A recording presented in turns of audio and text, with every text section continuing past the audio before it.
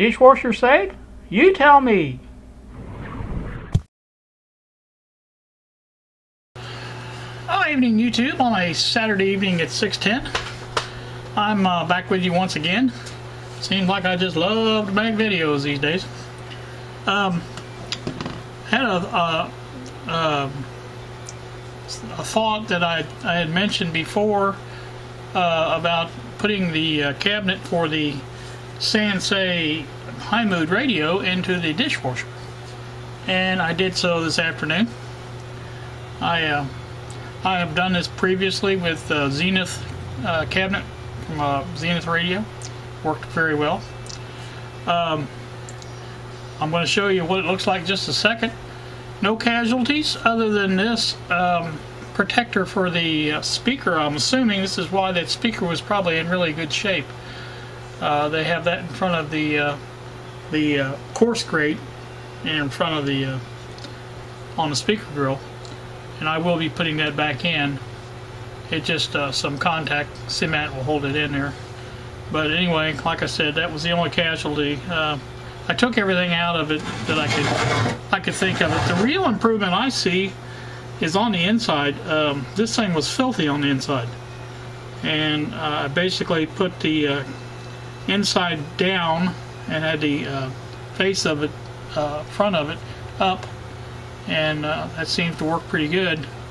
Like I said, it's spotless inside now. And let me get on to the other camera and I'll show you what I'm talking about. Alright, what you can see here is, like I said, this is the good part. Let me show you that. That's the inside of this thing. And it is spotless in there, and I was really impressed with how that came out. It apparently is a yellow color. Usually you can tell on the insides because if it's a smoke problem, it usually doesn't get it on the inside as bad. So it is a yellow outside, apparently. This is the top of it. While it's not perfect, I mean, there's imperfections in the cabinet itself. And here's the front. I did take the dial plate off. Let me raise you up a little bit there. And you can see that's out of here. That came out good. All this bright work seems to be pretty good. Now, like I said, there was some concern that this would not be dishwasher safe, which I understand that. That's the bottom of it. All in all, it came out great, I think. I'm impressed with the ability of the dishwasher to wash these radio cabinets. I mean, it's great the way it works. But I may take some mild polishing compound or something, see if I can't get some of the scratches out of there. I think you can see those scratches. But again, that's in the case. That's not in the plastic. It's not in the paint, I don't think, or whatever. But I think it turned out pretty good. And I've got, like I said, I took the clear plastic off and the face or the dial plate off, and I will clean them separately. But so that's how that came out. I'm happy with that. Very happy. I'll put this over here with this so I don't lose it. And what I'm thinking of next here, I've been talking with Bob. That's him on the text there. Let me take a break here and I'll see what he says, and I'll be right back. Alright, like I said, I have another idea here for something I'm working on with the same radio. Is the circuit to the modification, I should say, of the circuit to incorporate the switch on the other side. Now on this, I'm going to move you a little closer this way so you're not sitting right next to my mouth. So that the switch is on the hot side, if you will, of the switch circuit, whatever. And in order to get that done, I was looking for a circuit that kind of matched this radio. And lo and behold, you guys may recall the Motorola A11A project that I did not too long ago, where I modified the same thing, and that that is exactly the same circuit used in this radio. Pretty much right down to the 22 ohm resistor. So what we ended up doing there was the 33 ohm resistor, and that gave us 138.5 volts of B+, which calls for 140. It's close enough on that. And also I just basically use the same type of circuit, or actually use the same schematic to modify the circuit for this one. I'm going to post up a picture. You can see how that looks. Top one I believe is the modified circuit, and the bottom one is the original circuit. And you can see that this will work. I even remembered to incorporate the series filament string so that we plug the radio in and the filaments are not lit without the switch being on. So I think everything will work out just fine. So it did work. It worked fine on the Motorola. There's no sense. There's no cause to think it wouldn't work on this one. So it's the same circuit.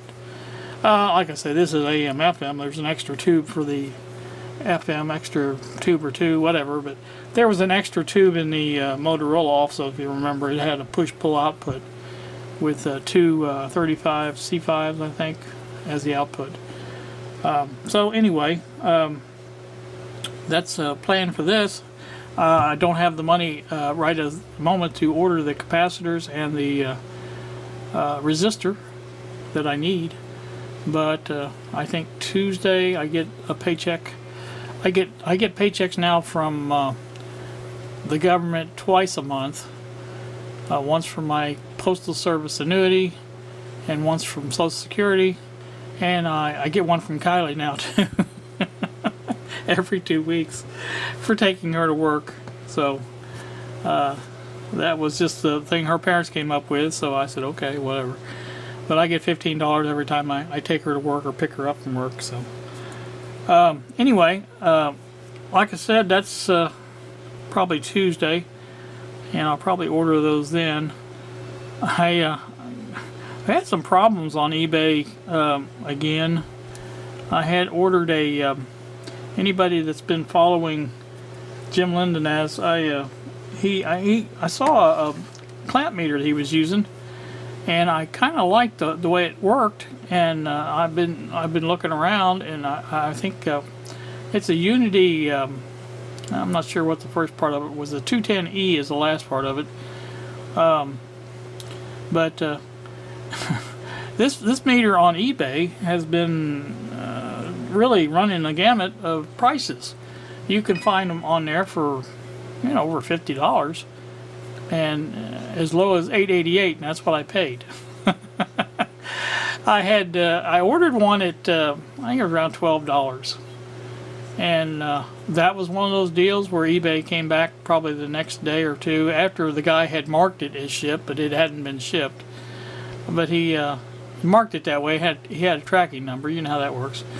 But he hadn't actually taken it to the post office there and shipped it.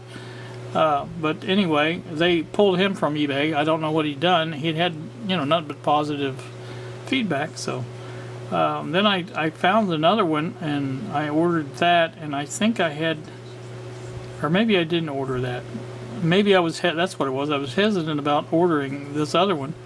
And Bob said he likes to look online and find these things, so he had looked and found another one for $8.88, and the seller had a fairly decent feedback. I think a 200 and something rating. Now this first guy had a rating of 5, so I knew there was probably a possibility it wasn't going to happen. But with this guy now, I actually got a tracking number, an LK number, which is I think the official type number. Because some of these other numbers I've been getting out of China are like they're 1, 2, 3, 4, 5, 6. You know what I mean? It's just they don't make any. I don't think they're legitimate. But anyway, I've gotten packages with these LK numbers before, and it's a postal service number. So, like I said, we'll see. He had said he's provided a tracking number also, so I don't think he's actually mailed it yet, but. We'll see. If I get this thing for $8.88, this is going to be the biggest bargain I've ever gotten in my life off of eBay. I just can't help wondering what the heck it's going to be missing, or if it's going to be broke, or what the deal is with it. It just doesn't make any sense. How can you even in China, how can you sell something, you know, that for that cheap that other people in China are selling for that much? Now Bob says it's just greed on their part. I don't know, you know. Unity is a fairly decent brand. I mean, it's not the, you know, it's Chinese obviously, but you know, they make pretty good meters and stuff. So, and I've seen the reviews on this. The reviews are good.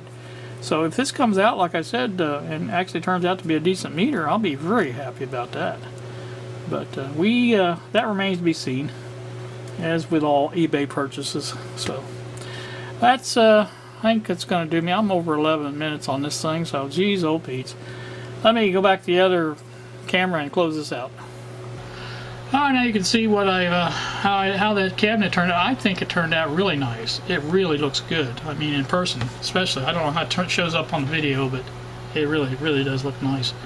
I'm going to take some brass and try to polish up that little plastic shiny piece, whatever, and see what that does. Bob and I have been discussing something, and I wanted to discuss it with you all. A possibility for a live video, live YouTube, whatever you want to call it. This is going to be, if we come up with a whole plan for it. It's kind of far off right now. We're just talking about it. But basically, I would be videoing a project that I'm working on, and would have phone access or speakerphone with Bob on it. Now that's the plan. Bob would be the recipient of the live feed, and I kind of, like I told him, we'd have to work out, see how the lag time is and things like that, because there always is a little lag time. But we're trying to just sort of come up with that, and kind of looking for ideas for a video subject, something electronics, something that could be done fairly easily. Nothing involving 15 cameras, you know. I wouldn't mind having a camera on the meters or the scope, something like that, in addition to the camera on the whatever it is I'm working on. I think I can feed that both at the same time. I think I only have one USB camera that I could use with this type of situation. So either I'm going to have to get another one or come up with another way of doing this. I don't know exactly. These cameras here that I use, you know, normally for my videos are video cameras, and I think this one might have a video out. I know my Sony's did. Well, this is a Sony, but I don't know for sure how it's used or anything like that, and it would have to be fed into the computer and uploaded that way. So, you know, there's a lot of lag time. Now, I'm trying to get rid of as much lag time as I can, so, and I don't want to bring this or drag this out, but that's our idea. If you guys got any suggestions on either what we could do that wouldn't take a long time to do, and I also, I'm putting this is Bob's, or this was my idea for Bob. I kind of like to introduce him, as it were, at least his voice. One of the first things he asked, he said, so the only thing would be on video would be my voice, right? So I'm kind of thinking maybe Bob's hang up is being on video, but you know, if you see enough video, you know that you don't have to have this in front of you. I mean, I enjoy it because I don't really give a crap, but some people do. I understand that, but yeah, I told him it would just be his voice on the phone. So anyway, that'd be a good way to introduce Bob to y'all, and I'll have him say hello or something. You know, we'll do something fun like that. But like I say, if you have any ideas for that, or even for how to accomplish the task at hand, as far as what to use, you know, for the camera.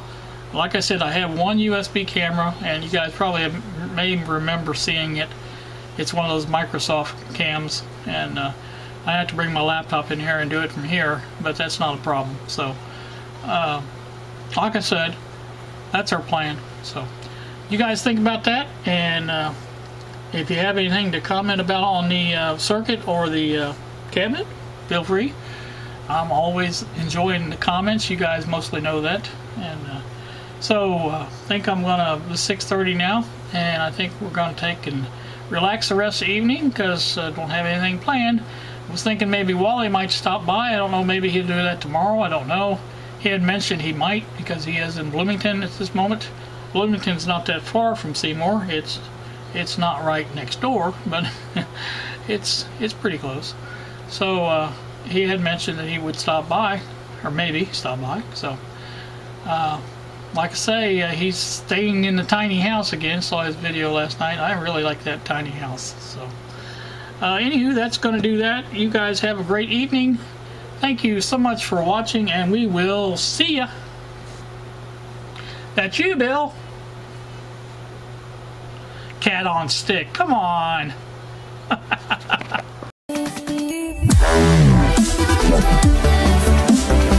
Yeah.